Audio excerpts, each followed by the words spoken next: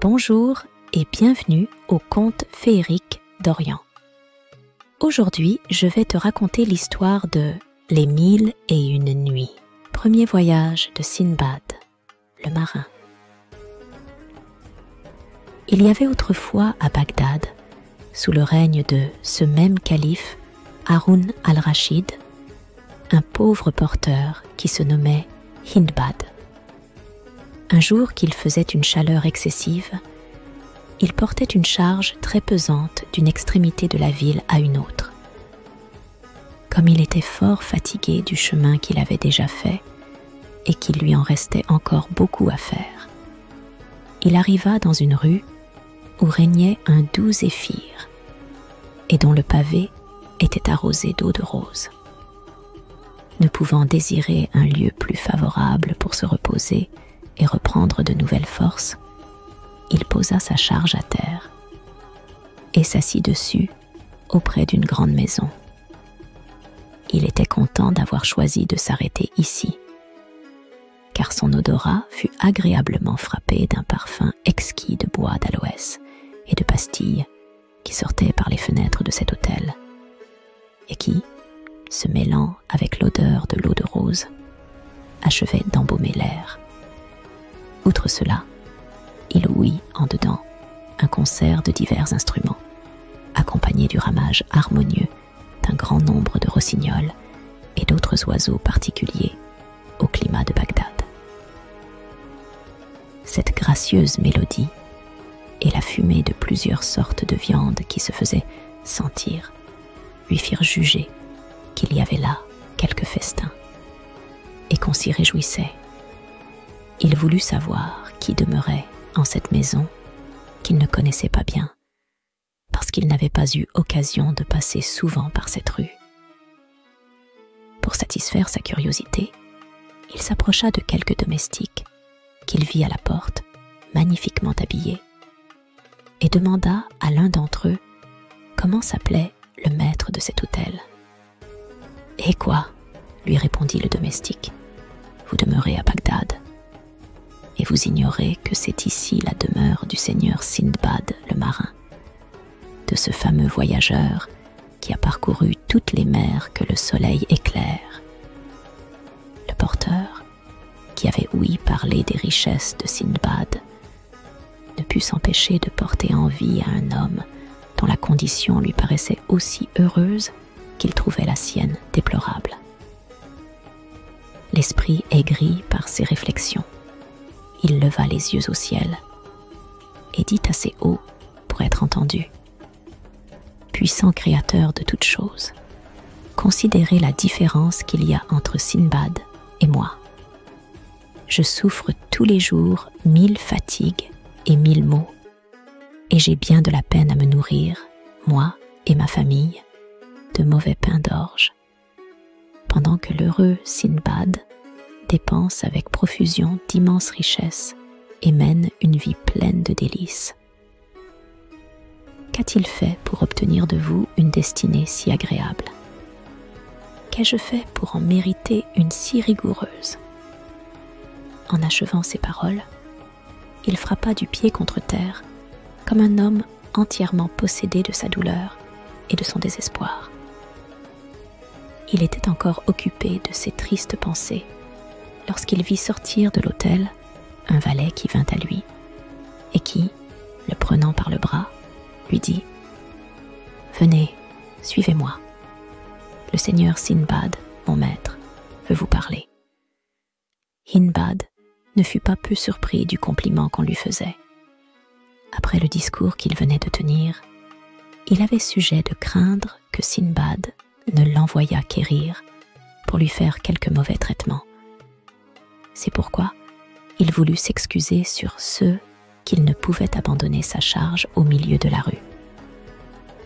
Mais le valet de Sindbad l'assura qu'on y prendrait garde et le pressa tellement sur l'ordre dont il était chargé que le porteur fut obligé de se rendre à ses instances. Le valet l'introduisit dans une grande salle où il y avait un bon nombre de personnes autour d'une table couverte de toutes sortes de mets délicats. On voyait à la place d'honneur un personnage grave, bien fait et vénérable, par une longue barbe blanche. Et derrière lui était debout une foule d'officiers et de domestiques, fort empressés à le servir. Ce personnage était Sinbad, le porteur dont le trouble s'augmenta à la vue de tant de monde et d'un festin si superbe, salua la compagnie en tremblant. Sinbad lui dit de s'approcher. Et, après l'avoir fait asseoir à sa droite, il lui servit à manger lui-même et lui fit donner à boire d'un excellent vin dont le buffet était abondamment garni. Sur la fin du repas, Sinbad, remarquant que ses convives ne mangeaient plus, prit la parole et, s'adressant à Hindbad, qu'il traita de frère, selon la coutume des Arabes lorsqu'ils se parlent familièrement, lui demanda comment il se nommait et quelle était sa profession. « Seigneur, lui répondit-il, je m'appelle Hindbad. »« Je suis bien aise de vous voir, reprit Sinbad, et je vous réponds que la compagnie vous voit aussi avec plaisir. Mais je souhaiterais apprendre de vous-même ce que vous disiez tantôt dans la rue. » Sinbad, avant que de se mettre à table, avait entendu tout son discours par une fenêtre, et c'était ceux qui l'avaient obligé à le faire appeler. À cette demande, Hindbad, plein de confusion, baissa la tête et repartit. « Seigneur, je vous avoue que ma lassitude m'avait mis en mauvaise humeur, et il m'est échappé quelques paroles indiscrètes que je vous supplie de me pardonner. »« Oh, ne croyez pas, reprit Sinbad, que je sois assez injuste pour en conserver du ressentiment. J'entre dans votre situation. Au lieu de vous reprocher vos murmures, je vous plains. Mais il faut que je vous tire d'une erreur où vous me paraissez être à mon égard. Vous vous imaginez sans doute que j'ai acquis sans peine et sans travail toutes les commodités et le repos dont vous voyez que je jouis. Désabusez-vous. Je ne suis parvenu à un état si heureux qu'après avoir souffert durant plusieurs années tous les travaux du corps et de l'esprit que l'imagination peut concevoir. Oui, mes seigneurs, ajouta-t-il en s'adressant à toute la compagnie, je puis vous assurer que ces travaux sont si extraordinaires qu'ils sont capables d'ôter aux hommes les plus avides de richesse l'envie fatale de traverser les mers pour en acquérir. Vous n'avez peut-être entendu parler que confusément de mes étranges aventures et des dangers que j'ai courus sur mer dans les 7 voyages que j'ai faits. Et, puisque l'occasion s'en présente, je vais vous en faire un rapport fidèle. Je crois que vous ne serez pas fâchés de l'entendre.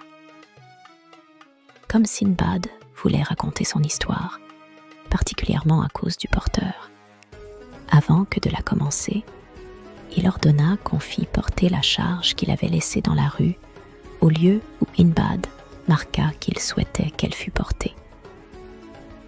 Après cela, il parla dans ces termes. J'avais hérité de ma famille des biens considérables. J'en dissipais la meilleure partie dans les débauches de ma jeunesse. Mais je revins de mon aveuglement et, rentrant en moi-même, je reconnus que les richesses étaient périssables et qu'on en voyait bientôt la fin quand on les ménageait aussi mal que je faisais.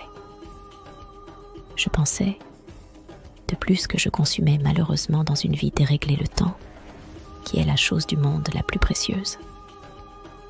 Je considérais encore que c'était la dernière et la plus déplorable de toutes les misères que d'être pauvre dans la vieillesse.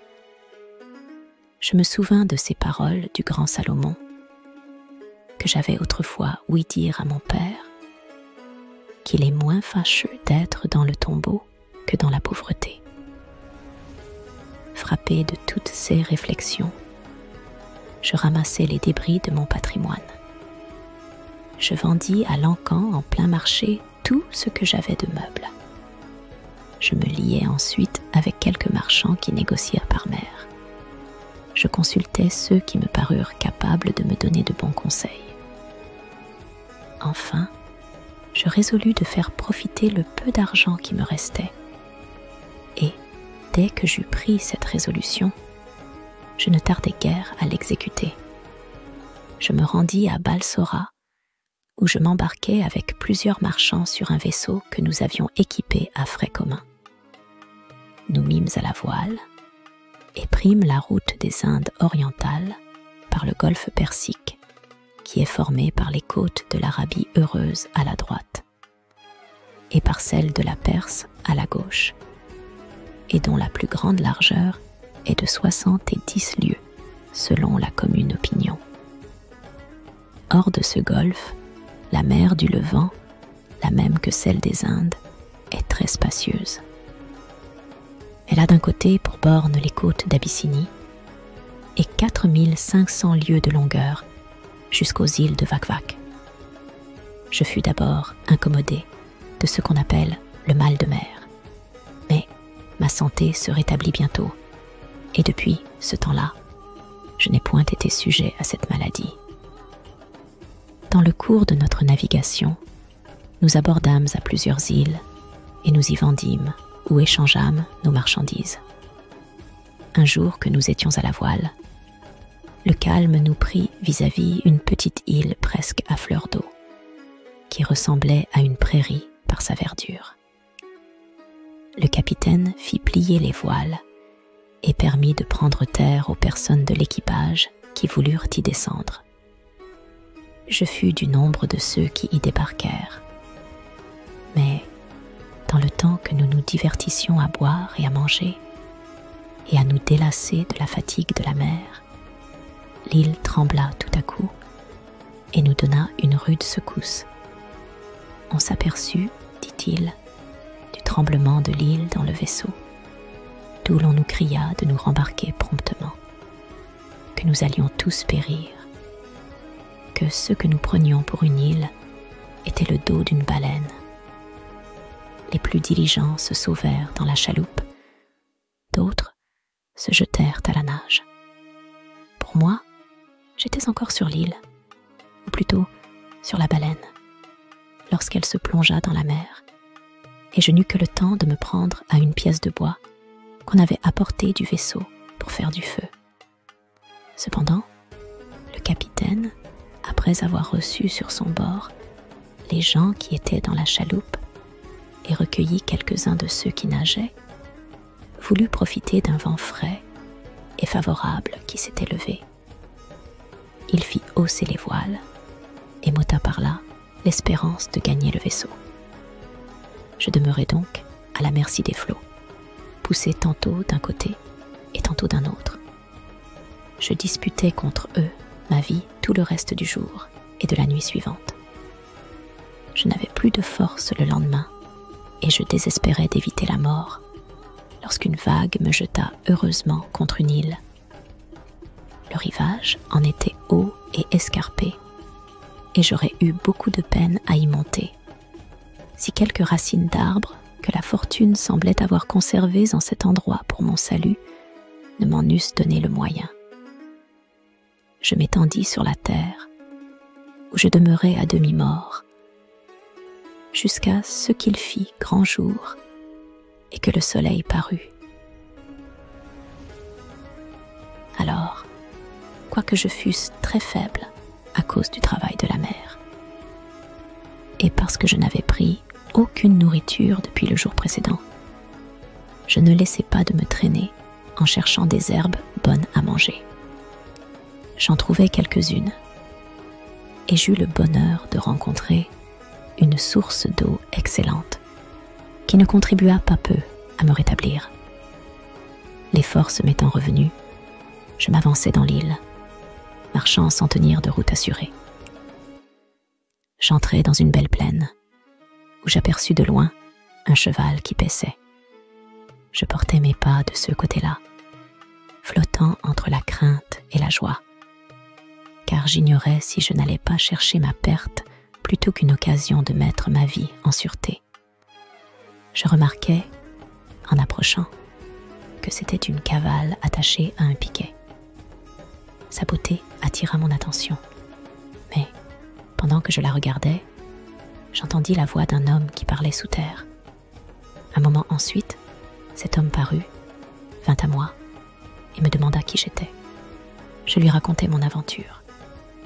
Après quoi, me prenant par la main, il me fit entrer dans une grotte où il y avait d'autres personnes qui ne furent pas moins étonnées de me voir que je l'étais de les trouver là. Je mangeai de quelques mets qu'ils me présentèrent. Puis, leur ayant demandé ce qu'ils faisaient dans un lieu qui me paraissait si désert, ils me répondirent qu'ils étaient palefreniers du roi Mirage, souverain de cette île. Que chaque année, dans la même saison, ils avaient coutume d'y amener les cavales du roi, qu'ils attachaient de la manière que je l'avais vu, pour les faire couvrir par un cheval marin qui sortait de la mer. Que le cheval marin, après les avoir couvertes, se mettait en état de les dévorer, mais qu'ils l'en empêchaient par leurs cris et l'obligeaient à rentrer dans la mer. Que, les cavales étant pleines, ils les ramenaient, et que les chevaux qui en naissaient étaient destinés pour le roi et appelés chevaux marins. Ils ajoutèrent qu'ils devaient partir le lendemain, et que si je fusse arrivé un jour plus tard, j'aurais péri infailliblement, parce que les habitations étaient éloignées et qu'il m'eût été impossible d'y arriver sans guide. Tandis qu'il m'entretenait ainsi, le cheval marin sortit de la mer comme il me l'avait dit, se jeta sur la cavale, la couvrit et voulut ensuite la dévorer. Mais, au grand bruit que firent les palefreniers, il lâcha prise et alla se replonger dans la mer. Le lendemain, ils reprirent le chemin de la capitale de l'île avec les cavales, et je les accompagnai. À notre arrivée, le roi Mirage, à qui je fus présenté, me demanda qui j'étais et par quelle aventure je me trouvais dans ces états. Dès que j'eus pleinement satisfait sa curiosité, il me témoigna qu'il prenait beaucoup de part à mon malheur. En même temps, il ordonna qu'on eût soin de moi et que l'on me fournît toutes les choses dont j'aurais besoin. Cela fut exécuté de manière que j'eus sujet de me louer de sa générosité et de l'exactitude de ses officiers. Comme j'étais marchand, je fréquentais les gens de ma profession. Je recherchais particulièrement ceux qui étaient étrangers, tant pour apprendre d'eux des nouvelles de Bagdad, que pour en trouver quelqu'un avec qui je pusse y retourner. Car la capitale du roi Mirage est située sur le bord de la mer et a un beau port où il aborde tous les jours des vaisseaux de différents endroits du monde. Je cherchais aussi la compagnie des savants des Indes et je prenais plaisir à les entendre parler. Mais cela ne m'empêchait pas de faire ma cour au roi très régulièrement, ni de m'entretenir avec des gouverneurs et de petits rois, ses tributaires qui étaient auprès de sa personne. Il me faisait 1000 questions sur mon pays, et, de mon côté, voulant m'instruire des mœurs ou des lois de leurs États, je leur demandais tout ce qui me semblait mériter ma curiosité. Il y a, sous la domination du roi Mirage, une île qui porte le nom de Cassel. On m'avait assuré qu'on y entendait toutes les nuits un son de timbales, ce qui a donné lieu à l'opinion qu'ont les matelots que Dégial y fait sa demeure. Il me prit envie d'être témoin de cette merveille, et je vis dans mon voyage des poissons longs de 100 et de 200 coudées, qui font plus de peur que de mal. Ils sont si timides qu'on les fait fuir en frappant sur des ais. Je remarquai d'autres poissons qui n'étaient que d'une coudée et qui ressemblaient par la tête à des hiboux. À mon retour, comme j'étais un jour sur le port, un navire y vint aborder. dès qu'il fut à l'ancre, on commença de décharger les marchandises, et les marchands à qui elles appartenaient les faisaient transporter dans des magasins.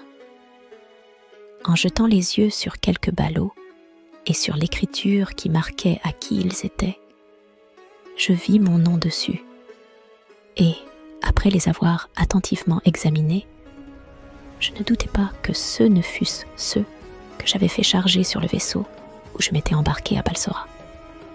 Je reconnus même le capitaine. Mais, comme j'étais persuadée qu'il me croyait mort, je l'abordai et lui demandai à qui appartenaient les ballots que je voyais. J'avais sur mon bord, me répondit-il, un marchand de Bagdad, qui se nommait Sindbad. Un jour que nous étions près d'une île, à ce qu'il nous paraissait, il mit pied à terre avec plusieurs passagers dans cette île prétendue, qui n'était autre chose qu'une baleine d'une grosseur énorme, qui s'était endormie à fleur d'eau. Elle ne se sentit pas plutôt échauffée par le feu qu'on avait allumé sur son dos pour faire la cuisine qu'elle commença de se mouvoir et de s'enfoncer dans la mer. La plupart des personnes qui étaient dessus se noyèrent, et le malheureux Sindbad fut de ce nombre. 6 ballots étaient à lui, et j'ai résolu de les négocier jusqu'à ce que je rencontre quelqu'un de sa famille à qui je puisse rendre le profit que j'aurais fait avec le principal. « Capitaine, lui dis-je alors, je suis ce Sindbad que vous croyez mort et qui ne l'est pas. Ces ballots sont mon bien et ma marchandise. » Quand le capitaine du vaisseau m'entendit parler ainsi, « Grand Dieu, s'écria-t-il, à qui se fier aujourd'hui? Il n'y a plus de bonne foi parmi les hommes. J'ai vu de mes propres yeux périr Sindbad. Les passagers qui étaient sur mon bord l'ont vu comme moi. Et vous osez dire que vous êtes ce Sindbad? Quelle audace! À vous voir, il semble que vous soyez un homme de probité. Cependant, vous dites une horrible fausseté pour vous emparer d'un bien qui ne vous appartient pas. Donnez-vous patience, repartis-je au capitaine, et me faites la grâce d'écouter ce que j'ai à vous dire. Eh bien, reprit-il, que direz-vous? Parlez, je vous écoute. Je lui racontai alors de quelle manière je m'étais sauvée et par quelle aventure j'avais rencontré les palefreniers du roi Mirage qui m'avaient amené à sa cour. Il se sentit ébranlé de mon discours, mais il fut bientôt persuadé que je n'étais pas un imposteur, car il arriva des gens de son navire qui me reconnurent et me firent de grands compliments en me témoignant la joie qu'ils avaient de me revoir. Enfin, il me reconnut aussi lui-même, et se jetant à mon cou, « Dieu soit loué, me dit-il, de ceux que vous êtes heureusement échappés d'un si grand danger. Je ne puis assez vous marquer le plaisir que j'en ressens. Voilà votre bien, prenez-le. Il est à vous, faites-en ce qu'il vous plaira. » Je le remerciai, je louai sa probité, et pour la reconnaître, je le priai d'accepter quelques marchandises que je lui présentais. Mais il les refusa. Je choisis ce qu'il y avait de plus précieux dans mes ballots, et j'en fis présent au roi Mirage. Comme ce prince savait la disgrâce qui m'était arrivée, il me demanda où j'avais pris des choses si rares. Je lui contai par quel hasard je venais de les recouvrer. Il eut la bonté de m'en témoigner de la joie. Il accepta mon présent et m'en fit de beaucoup plus considérables. Après cela, je pris congé de lui et me rembarquai sur le même vaisseau. Mais, avant mon embarquement, j'échangeai les marchandises qui me restaient contre d'autres du pays. J'emportai avec moi du bois d'aloès, du santal, du camphre, de la muscade, du clou de girofle, du poivre et du gingembre. Nous passâmes par plusieurs îles et nous abordâmes enfin à Balsora, d'où j'arrivai en cette ville avec la valeur d'environ 100 000 sequins. Ma famille me reçut et je la revis avec tous les transports que peut causer une amitié vive et sincère. J'achetai des esclaves de l'un et de l'autre sexe, de belles terres, et je fis une grosse maison. Ce fut ainsi que je m'établis, résolu d'oublier les maux que j'avais soufferts et de jouir des plaisirs de la vie. Sinbad, s'étant arrêté en cet endroit, ordonna aux joueurs d'instruments de recommencer leur concert, qu'il avait interrompu par le récit de son histoire. On continua jusqu'au soir de boire et de manger. Et, lorsqu'il fut temps de se retirer, Sinbad se fit apporter une bourse de 100 sequins et, la donnant au porteur, « Prenez, Hindbad, lui dit-il, retournez chez vous et revenez demain entendre la suite de mes aventures. »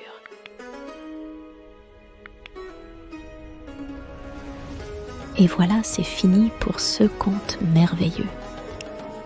La suite est encore plus surprenante et vous en tomberiez d'accord si vous vous abonnez à notre chaîne et me donnez la permission de vous la raconter la nuit prochaine.